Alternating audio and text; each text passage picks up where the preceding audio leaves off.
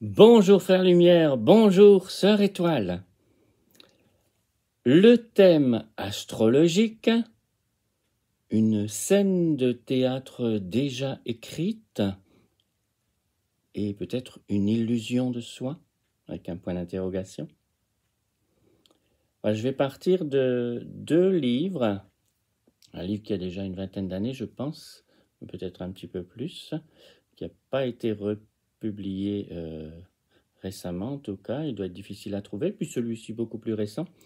Donc je vais m'inspirer de différents éléments centraux de ces 2 livres pour les besoins de ma démonstration de ce jour. Sachant que, en fait, moi j'ai appris l'astrologie il y a une trentaine d'années, surtout à travers l'astrologie humaniste de Dan Rudyard et de Alexander Ruperti. Mais comme à chaque fois que j'apprenais quelque chose, j'ai eu envie et besoin d'ailleurs d'apprendre à travers toutes les écoles, à travers tout ce que je pouvais lire, entendre, pour me faire une idée la plus large possible et puis trouver ma propre façon de procéder. Voilà.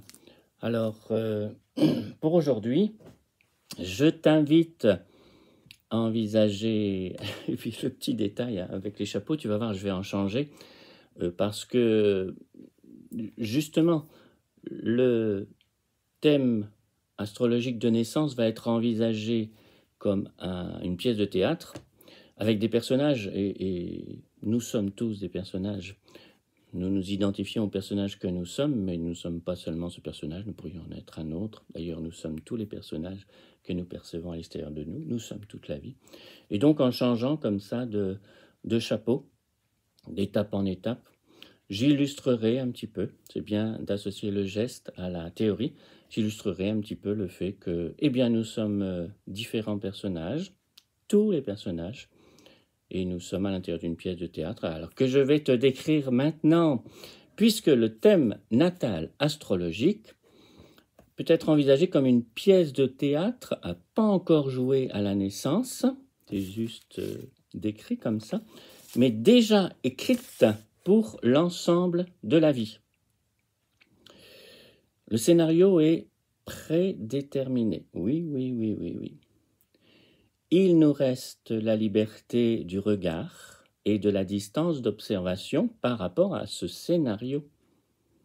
Il nous reste aussi la liberté de choix intérieur de pensée face au cadre conceptuel prédéfini. Mais regardons d'abord le scénario, regardons d'abord la pièce de théâtre. Alors voilà une représentation, là il faut que je te le montre pour que ça ne brille pas trop, sachant que ce n'est pas très important hein, si tu ne vois pas l'ensemble.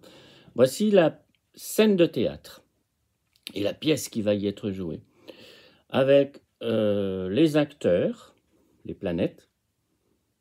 Tu vois ici, tu reconnais peut-être le Soleil, Mercure, Vénus, etc.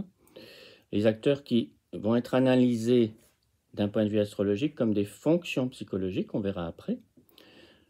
Tu as également les costumes. Alors, il s'agit des signes astrologiques. Tu les reconnais peut-être si tu t'es déjà penché sur cette question. Là haut, tu vois le taureau, là tu vois les béliers, là tu vois les poissons, etc. Ce sont les costumes qu'en astrologie, qu'un astrologue va analyser comme des champs d'énergie. Et puis tu as également des maisons, hein, tu vois à partir de l'ascendant ici, qui est toujours à gauche, tu vois une première maison, puis il y a ce qu'on appelle les cuspides, des petites pointes qui définissent en fait 12 maisons, comme il y a 12 signes. Les maisons, on peut les observer comme étant des décors, si on prend l'analogie de la scène de théâtre. Et en astrologie, on va les analyser comme des champs d'expérience, des lieux préférentiels où se déploie l'action. Voilà. Et puis, il va rester les relations entre les planètes. C'est une question d'angle entre donc, différents acteurs qui vont être les dialogues, tout ce qui va s'échanger, dialogue plus ou moins musclé, plus ou moins harmonieux. Voilà, je vais commencer avec les acteurs. Les acteurs qui sont au nombre de 10 et qui sont simplement extrait, ces acteurs, je ne sais pas si je vais réussir à bien te montrer. Voilà, on va le prendre comme ça, qui correspondent, ces acteurs, aux 10 planètes de notre système solaire. Alors on dit 10 planètes, mais en fait, sur les 10 planètes, il y a 2 luminaires, le Soleil et la Lune.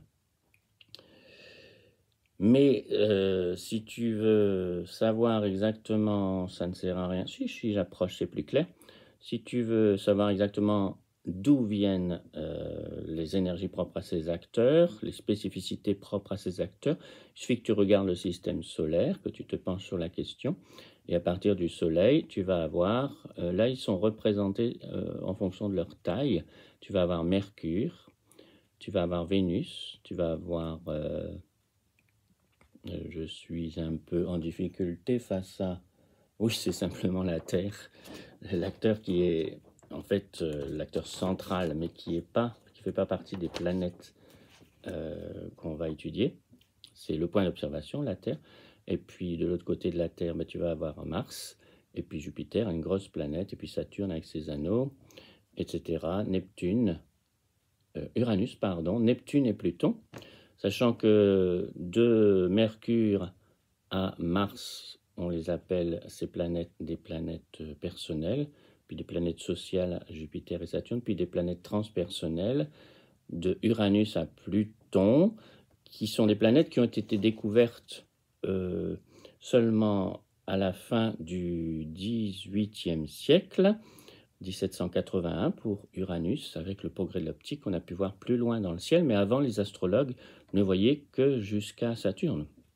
Voilà. Également, une petite indication sur le fait que Pluton a été rétrogradé récemment par les astronomes, pas par les astrologues en tant que planète, parce que trop petit.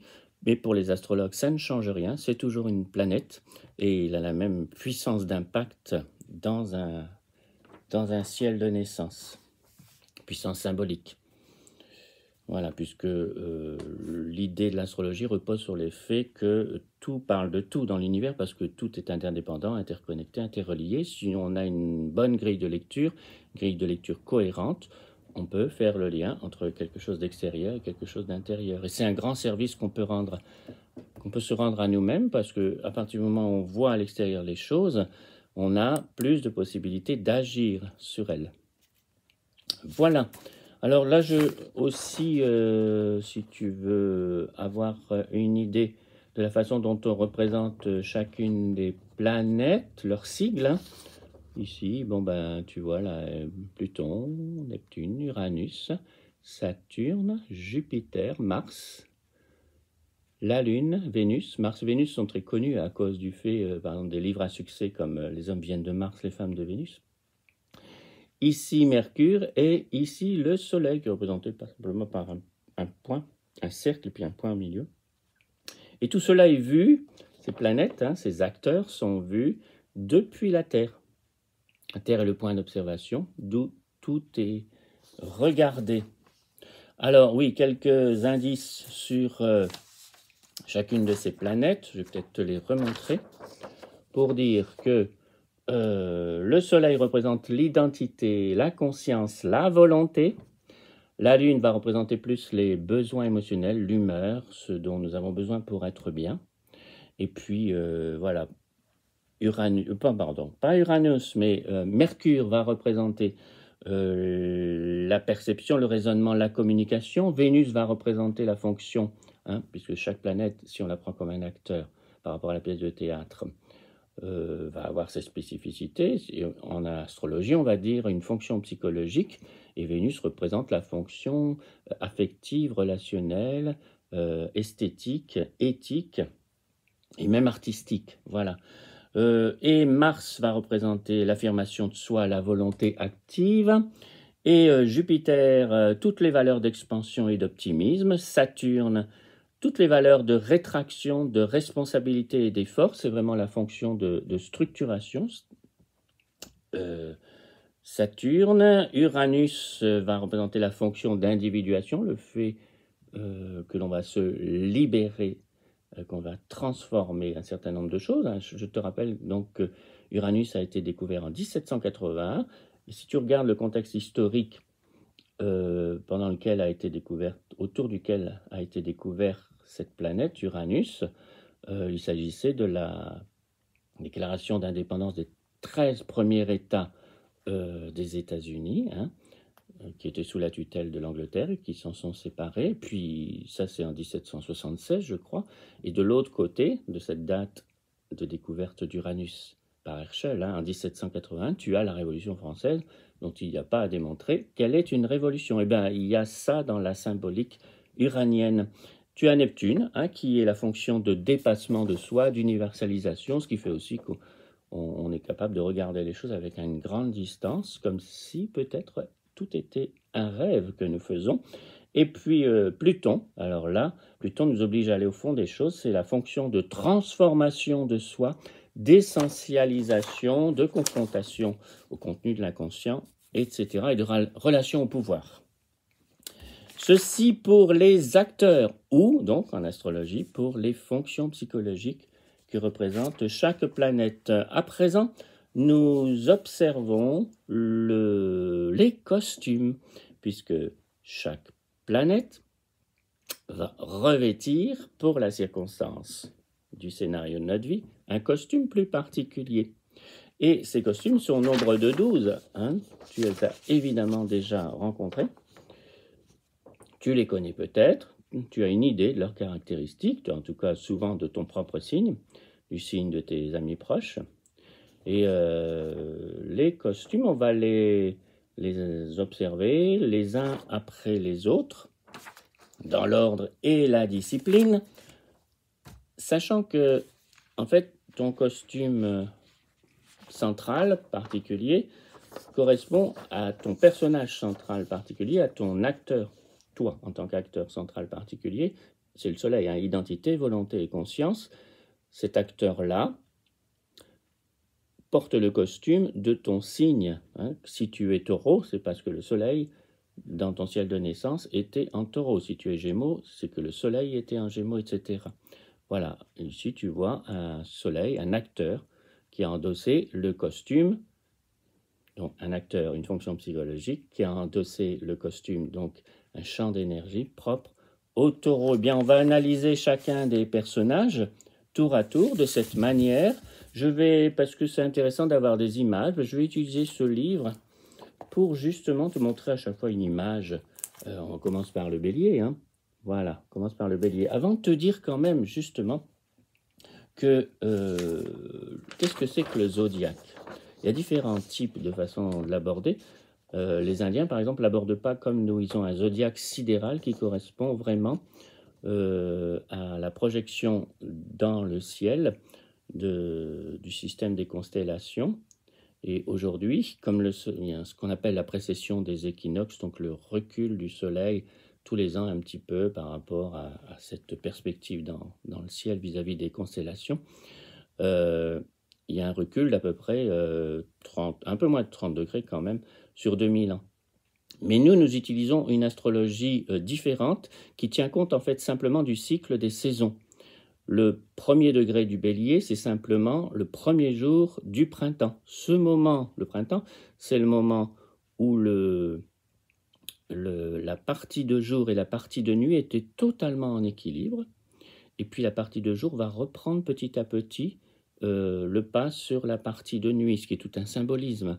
Et ce symbolisme, il est vivant, il est traduit, il est exprimé, il est symbolisé par l'énergie même propre au bélier, qui se connaît des béliers, et ce sont vraiment des gens qui ont besoin de s'extérioriser, de se lancer dans la vie, de planter des graines.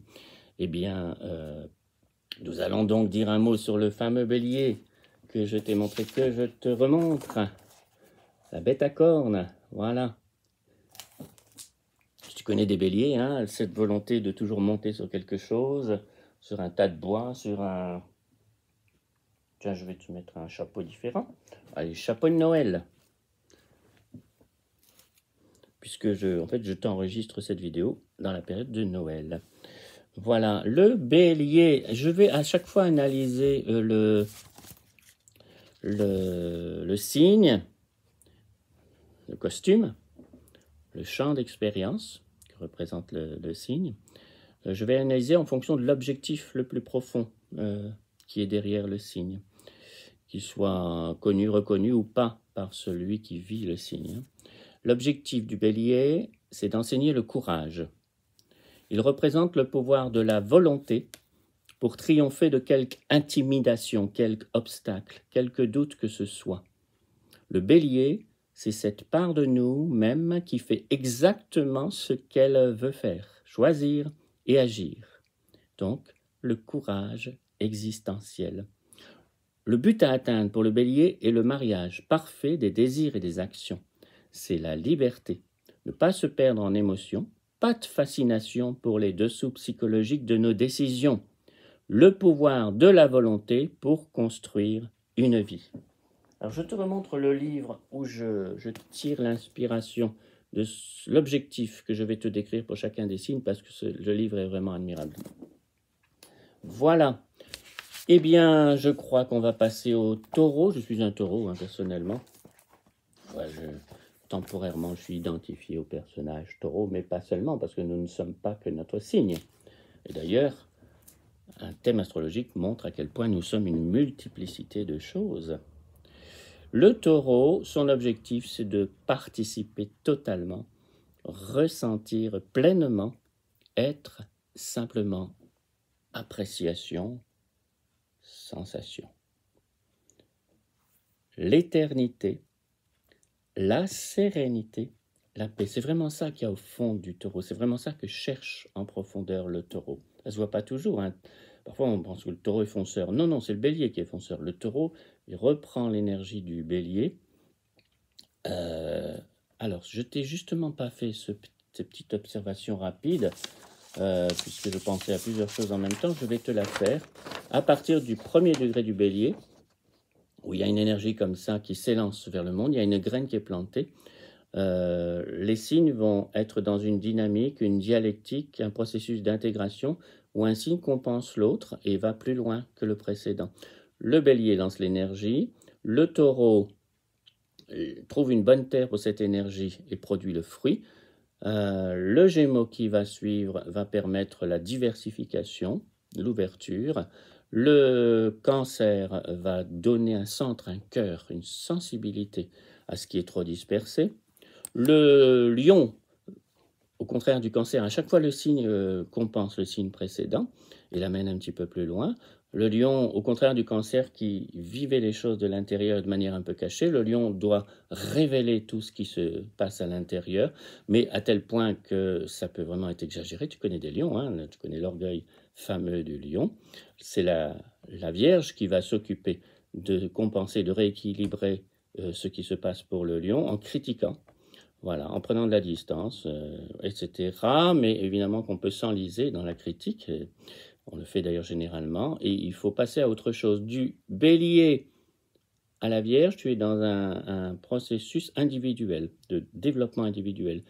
Arrive la transition entre la Vierge et la Balance, et là tu vas entrer dans un processus collectif. La relation à l'autre va être prise en compte, et c'est vraiment la Balance qui va s'occuper de cette prise en compte et qui va essayer de trouver la juste relation avec l'autre, d'où un idéal relationnel très haut perché, trop haut perché la plupart du temps, parce que là où il y a trop d'exigences, il y a insatisfaction permanente, et donc c'est le Scorpion, le signe qui va suivre la Balance, le Scorpion qui va se charger de faire entrer dans le corps, dans la profondeur de l'être, et d'assumer toute la complexité humaine, les contradictions, le meilleur et le pire de l'humain, mais c'est ça aussi la relation. C'est le Scorpion qui s'occupe de ça, mais justement ça peut devenir dangereux à trop aller dans les profondeurs.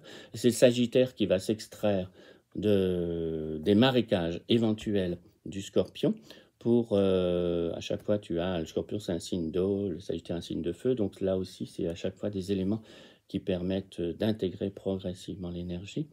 Le Sagittaire va s'occuper de voir plus loin, de dégager des principes, des règles, une vision d'ensemble de tout ce qui a été vécu jusque-là, dans ce processus qui part du Bélier jusqu'au Sagittaire.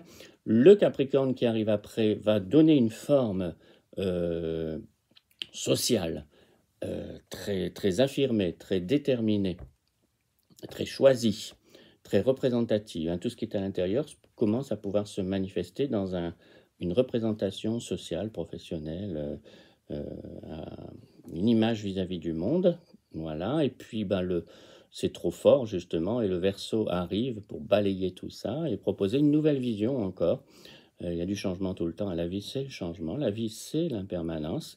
Et le Poisson, qui est le dernier signe, va se charger, lui, de rendre tout ça presque irréel. Hein. C'est un processus auquel on a cru. Dans le Bélier, on est totalement investi dans l'action, on y croit totalement. Ce qui est réel. Dans le Poisson, on peut regarder ça avec une grande distance et tout remettre en question.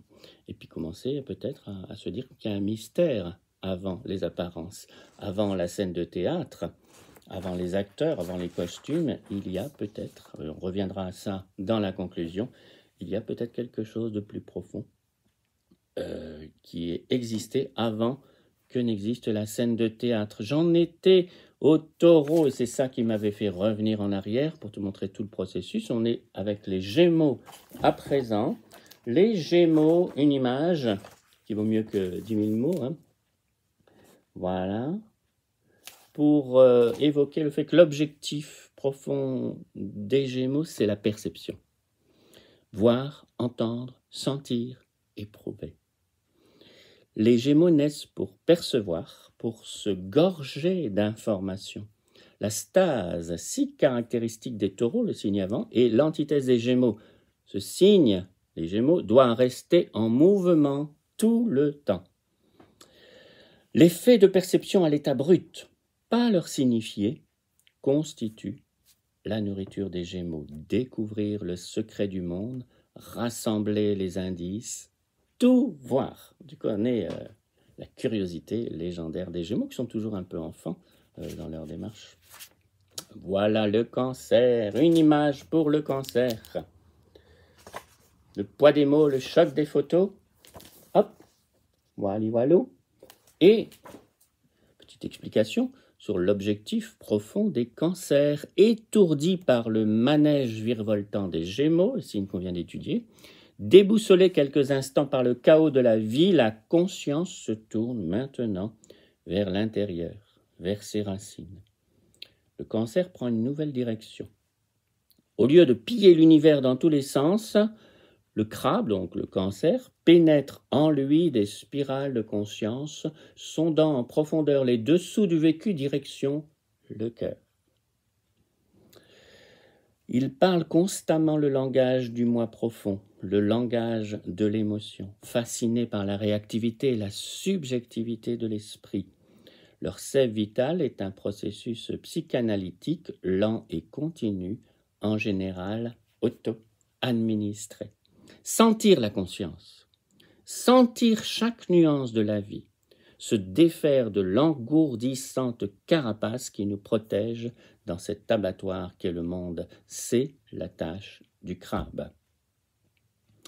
L'objectif du Cancer, voir l'infernale dissonance de la vie, y voir la marque de Lucifer et, négligeant les différences, négligeant le sens commun, aimer, faire confiance et accepter tout ce que nous offre l'existence. J'avais une maman Cancer, et je peux vous assurer que c'est vraiment ça.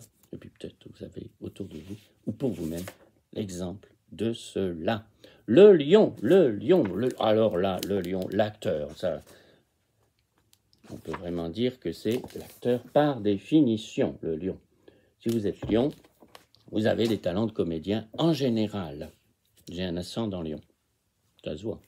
D'ailleurs, je vais changer de chapeau. Pour mettre celui-ci. Et là, il faut bien le mettre. Quel désordre, hein? Un joyeux désordre. Voilà.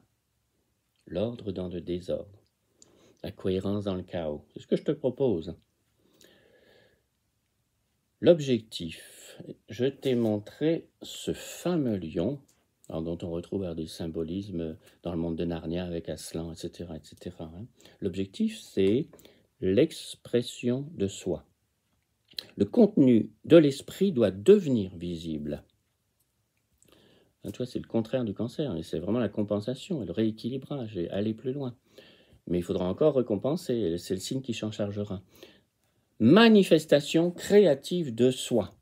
Le lion doit donner à voir des preuves tangibles de ses processus internes aux yeux de tout le monde. Le développement d'un style ouvert, spontané, libre, le développement d'un comportement de surface adapté à son intérieur spirituel, le développement de la personnalité. Si tu es lion, eh ben, il faut que tu y ailles, il faut que tu te risques, il faut que tu te joues, il faut t'en rajouter, et puis c'est pas grave, c'est ainsi que tu apprends quelque chose qui sera désappris. Une fois que c'est appris, on peut passer à autre chose. Tant que c'est pas appris, eh ben, il faut l'apprendre. Et c'est la Vierge qui va, une fois ce que le lion a appris, qui va se charger d'aller à l'étape suivante. La fameuse Vierge dont l'objectif central est la fin de transformation personnelle, l'amélioration de soi. La Vierge doit croître. La pureté, la perfection, la plénitude, la signification, tout ça c'est des mots essentiellement vierges. Mais son premier pas sur cette route est amer. La Vierge doit apprendre l'humilité. Exactement l'antithèse du lion. Hein. Voilà. En fait, la spécificité de la Vierge, c'est qu'elle voit avec une grande acuité. Hein, tu connais l'exigence intérieure des Vierges, enfin tu connais peut-être, qui voit les choses avec trop d'intensité, trop d'acuité, trop de précision, trop de critique. Et elles voient qu'elles sont faites de cette imperfection alors qu'elles ont un idéal extrêmement élaboré. Et l'écart entre les deux fait que la Vierge va passer son temps à essayer de réduire cet écart insupportable. Donc elle va faire, souvent elle se met au service des autres pour y parvenir. En tout cas, elle se met en retrait, ce que ne faisait pas du tout le lion. Et à travers cet apprentissage dans le retrait, elle devient pleinement ce qu'elle est, pleinement ce qu'elle souhaite être et que va réaliser bien évidemment le signe suivant, puisque là on arrive à on quitte, on termine le chemin personnel, individuel, pour entrer dans quelque chose de l'ordre du relationnel, du social, prise en compte de l'autre. Jusque-là, on se développait soi-même. Maintenant, il est temps, il y a un temps pour tout sous le soleil, hein, dit l'Ecclésiaste. Et ben, sachant que c'est pas aussi linéaire, hein, ça se fait, toutes les choses se conjuguent les unes les autres, sont imbriquées selon des modalités et des rythmes différents à chacun. Mais néanmoins, il y a quand même quelque chose de cet ordre-là. Si tu connais des balances, une image pour la balance du type E, une balance qui représente la balance. Voilà. Avec un objectif central pour la balance qui est s'enseigner à elle-même la sérénité. Elle représente la capacité de l'esprit à acquérir le contrôle conscient du système nerveux, ce qui est un paradoxe. En fait, c'est logique. La balance est le signe le plus en déséquilibre, le plus nerveusement sollicité, et donc elle passe son temps à essayer de rééquilibrer cette situation. La balance symbolise cette part de nous-mêmes que rien n'ennuie, que rien n'offense, que rien ne choque. Elle a signé un traité de paix perpétuelle avec le chaos.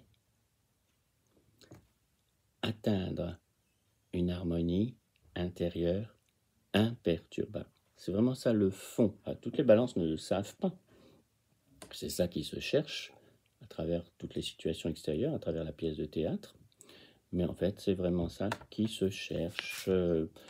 Ça se cherche dans l'idéal et donc ça atteint rarement son objectif. C'est pour ça qu'arrive le scorpion. Le scorpion, nanana, qui va se charger de faire descendre cet idéal dans le corps et dans la relation pratique, réelle, vivante avec l'autre.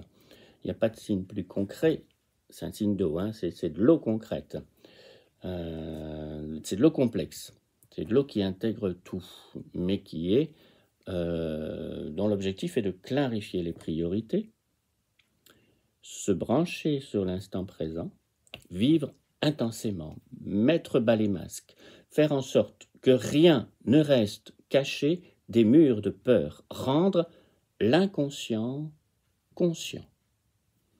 Vivre chaque minute comme si c'était la dernière. Ceci vient du fait que les scorpions sont très en contact avec l'inconscient. Il n'y a pas de signe où l'inconscient fait une remontée aussi massive dans la conscience. Et donc, quand l'inconscient remonte, c'est costaud. Il faut vraiment pouvoir le traiter.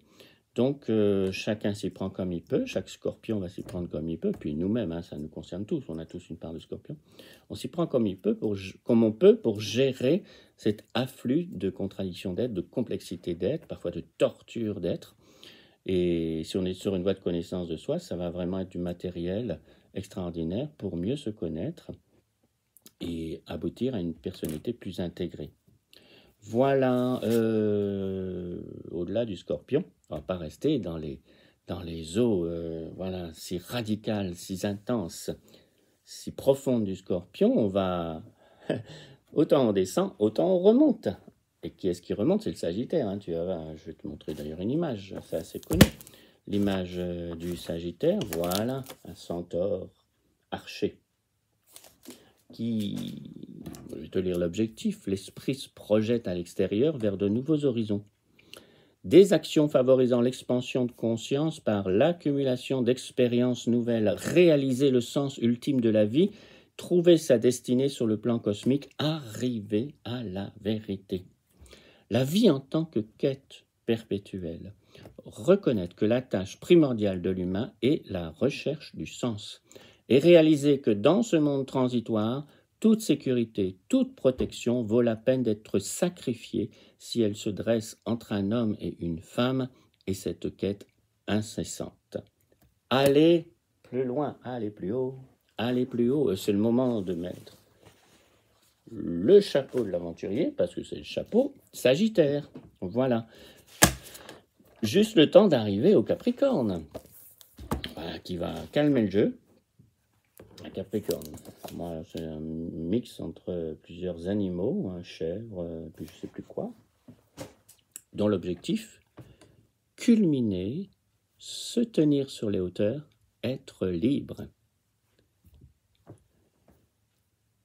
Manifester une identité sociale personnelle. C'est des leaders, hein, les Capricornes. Sur la scène du monde, le Capricorne doit agir uniquement selon ce que lui dicte son essence. Le mariage de sa nature et de son identité publique. L'intégrité. Une harmonie parfaite entre le comportement public et visible et l'essence personnelle et invisible. Le travail et la vie deviennent indiscernables et ne font qu'un. Devenir un maître en solitude. Intégrité, devenir un maître en solitude. Voilà. Il nous reste 2 signes. Ce chapeau va bien au Verseau aussi. Petite image, voilà le Verseau. Dans la mythologie grecque, c'est Ganymède, qui était un homme que les hommes ont kidnappé en quelque sorte pour qu'il vienne les servir à la table des dieux, et verser le vin.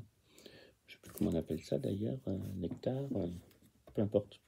Donc il servait les dieux, puis d'une certaine manière, dans la représentation, il verse aussi un peu du vin des dieux sur la terre. Il nous en fait bénéficier. L'objectif du Verseau, c'est ça prolonge le Capricorne, mais ça lui donne un dynamisme nouveau, une vision nouvelle. Ça élargit les barrières propres au Capricorne. La liberté, l'individualité, la possibilité de choisir sa propre voie, de faire ce que l'on veut, de ne recevoir d'ordre de personne. Déjà, le Bélier, si tu te rappelles, était un peu comme ça. Mais là, on est entré dans la dimension sociale et donc ça intègre le sentiment de faire partie d'une communauté humaine plus large. Pour cela, il doit cultiver une loyauté absolue envers la vérité, accepter sa destinée de bon cœur, l'exil étant condamné à être en perpétuel déphasage avec les valeurs et les motivations de sa communauté. Pourtant, il n'y a pas de signe qui ait plus le sens de la communauté, et pourtant, il n'y a pas de signe qui soit plus en marge, en profondeur de la communauté.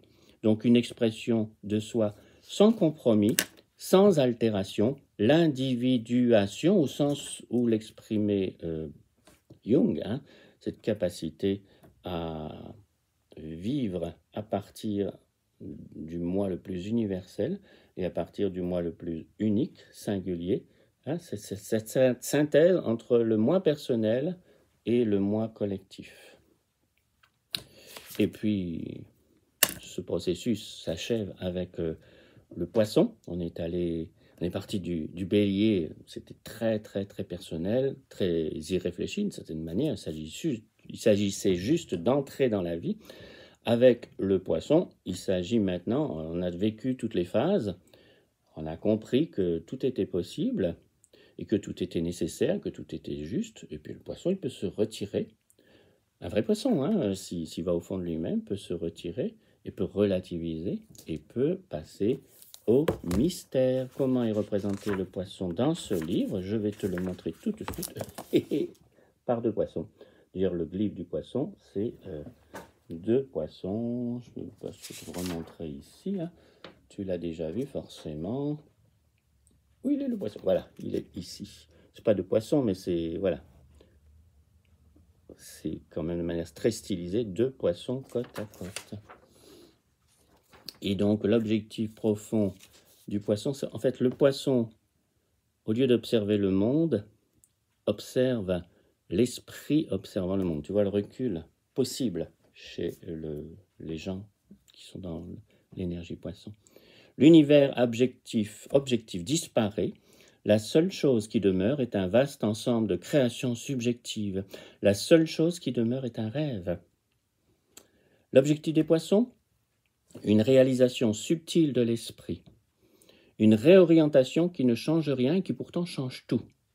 Il s'agit de la connaissance du fait que, où que nous allions, quoi que nous fassions, quoi que nous voyions, nous ne pouvons que rencontrer une réalité à laquelle il est impossible d'échapper, notre propre conscience. Voilà, j'en ai terminé avec les différents signes. Il me reste, donc c'était les costumes, les décors, les maisons. Normalement, j'ai une feuille qui illustre très bien ça. La voici. Je te montre, en essayant que ça ne reflète pas trop, voilà. Je te montre un thème où on ne voit que justement les maisons, puisque c'est ça que je veux te montrer. À gauche, ici, tu as l'ascendant, puisque les maisons sont une répartition à travers le zodiaque en 12 maisons. Donc, dans le langage de la scène de théâtre, ce sont les décors, les lieux où ça va plutôt se passer. Et dans le langage de l'astrologie, ce sont des champs d'expérience. 12 à partir de l'ascendant. 1, 2, 3, 4, 5, 6, 7, 8, 9, 10, 11, 12. Et les acteurs vont venir dans ces décors avec les costumes qui leur sont propres. L'ascendant, c'est en fait regarde, si je l'approche assez, tu vas le voir. Voilà, tu le vois. Si on regarde toujours un thème comme ça, comme si, c'est pas comme si, hein, c'est vraiment la Terre se trouve au milieu.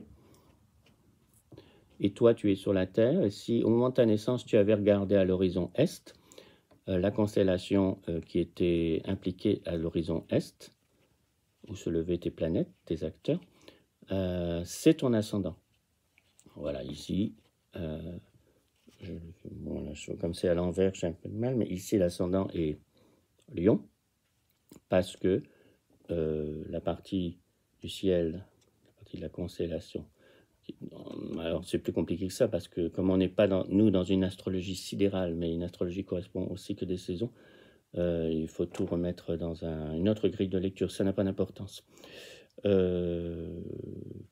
À partir de l'ascendant, 12 maisons, et puis après, chaque planète, chaque acteur va se positionner dans une des maisons, donc dans un décor, dans un champ d'expérience, en même temps que dans un costume, dans un champ d'énergie, et ça va donner une répartition comme ça un peu globale. Je t'avais montré tout à l'heure un premier exemple de thème, voilà, où il y a une répartition. Je regarde bien la manière dont je te la montre. L'ascendant est toujours ici, à gauche. Donc les maisons sont réparties comme ça, un petit peu partout dans le thème. Les maisons, j'ai dit, les acteurs, les planètes dans les maisons et dans les signes, les acteurs dans leurs costumes et dans leurs décors. Voilà, puis ça te donne, je ne vais pas te faire le détail, mais ça te donne déjà aussi des indications sur, en fonction de si c'est au-dessus de l'horizon, tu vois, c'est plutôt la partie sociale et visible, le besoin de se réaliser dans le monde. Sous l'horizon, tu es plutôt dans la partie invisible, où les accomplissements sont plutôt intérieurs. Si tu es plutôt du côté de l'ascendant, les planètes de ce côté-ci sont plus autodéterminées, et tu peux plus choisir ta vie. Tout ça est compliqué, hein. Et de l'autre côté, c'est plus déterminé par l'autre, tu es plus dépendant des autres ou des situations qui te viennent. Donc tu choisis moins ta vie, mais tu as plus le défi d'apprendre à t'adapter. Voilà, on va terminer cette introduction générale à l'univers de l'astrologie avec les dialogues entre les planètes. Oui, j'avais préparé un petit truc là. Voilà, que je te le mette bien. Il y a entre les planètes ce qu'on appelle une angularité, puisque tu as 360 degrés, un cercle ça fait 360 degrés, et les planètes, les unes par rapport aux autres, les planètes, les acteurs à ta naissance, étaient dans une angularité bien spécifique les unes par rapport aux autres, selon que cette angularité fait tel ou tel type de degré. Il y a une indication de dialogue plutôt musclé ou dialogue très harmonieux, très fluide par nature. Bon, très rapidement dit, tu as des conjonctions où là les énergies, les acteurs sont très très confondus les uns aux autres, hein, très proches, pour le meilleur et pour le pire parfois, si c'est des acteurs pas compatibles. Puis après, tu as, pour les aspects les plus connus, donc les types de dialogues les plus connus, tu as les sextiles, tu as le carré, tu as le trigone, tu as les quinconces et tu as les oppositions. Dans une opposition, les acteurs sont face à 180 degrés et ils ont le choix finalement de se compléter en voyant objectivement une autre part d'eux-mêmes, une autre personne qui est toujours un miroir de nous-mêmes, ou en s'opposant. Voilà, on ne sait jamais ce que ça peut donner ultimement. Je crois que j'en ai terminé. Je vais terminer avec, en reprenant l'idée évoquée tout à l'heure, moment de changer de chapeau. Alors on termine toujours avec le chapeau des apprentis sorciers de Poudlard. Voilà, parce que nous sommes tous des apprentis. En tout cas, je l'espère. Nous étudierons toute notre vie et nous serons... Ce qui importe, dirait Jean-Yves Leloup, c'est pas la réponse à l'intérieur de toutes mes questions, mais la question à l'intérieur de toutes mes réponses. Alors le décor est campé. Si tu as fait ton thème ou si tu apprends l'astrologie, tu vas pouvoir décrypter plus ou moins, selon tes compétences et ton intuition, la pièce de théâtre que tu es venu jouer. Mais tout n'est pas dit dans ton thème. Loin de là. En fait, pas grand-chose n'y est dit sur le vrai toi. Le mystère de ton âme, qui n'est réductible à rien, y est caché du thème. Ce qui est visible, c'est justement de l'extériorité de la scène de théâtre, des jeux d'acteurs, des rapports entre les choses et les êtres. Et la vérité de ton être est très au-delà de l'histoire temporaire et des caractéristiques du personnage auquel tu es identifié. Oui. Alors, ta véritable histoire, éternelle, commence là où tu te souviens que tu n'es pas cet acteur, pas ces costumes, pas ces décors et pas ces dialogues indiqués par ton thème. Tu es l'unité, la joie, l'amour, le fils du mystère, la liberté et l'enfance sans limite derrière les masques et les scènes du temps. À jamais comme moi, comme nous tous, tu es le phénix de Dieu. Tu voles et tu brilles sans fin dans le ciel de la tendresse infinie. Je te remercie. Un beau parcours. Et puis en attendant d'autres parcours, d'autres présentations, d'autres introductions, d'autres questions, d'autres façons de cheminer ensemble. J'aime bien l'idée de prendre la main. Voilà, moi-même, je prends la main, par exemple, de Jésus, je prends la main du Saint-Esprit, je prends la main de la vérité en moi, et puis j'aime bien intérieurement, en tout cas, inviter les autres à me prendre la main. Comme ça, on va ensemble, on ne sait pas ce qu'on fait là, on ne sait pas comment faire, on sait pas, on est très ignorant, hein. Je sais que je ne sais pas, hein, disait Socrate, mais c'est vraiment ça. On part de cette situation-là, on redevient comme des enfants, et on va ensemble vers ce qu'on voudrait contacter de ce qu'est la vérité. Si on est aveugle, si on est malentendant, c'est pas grave au départ.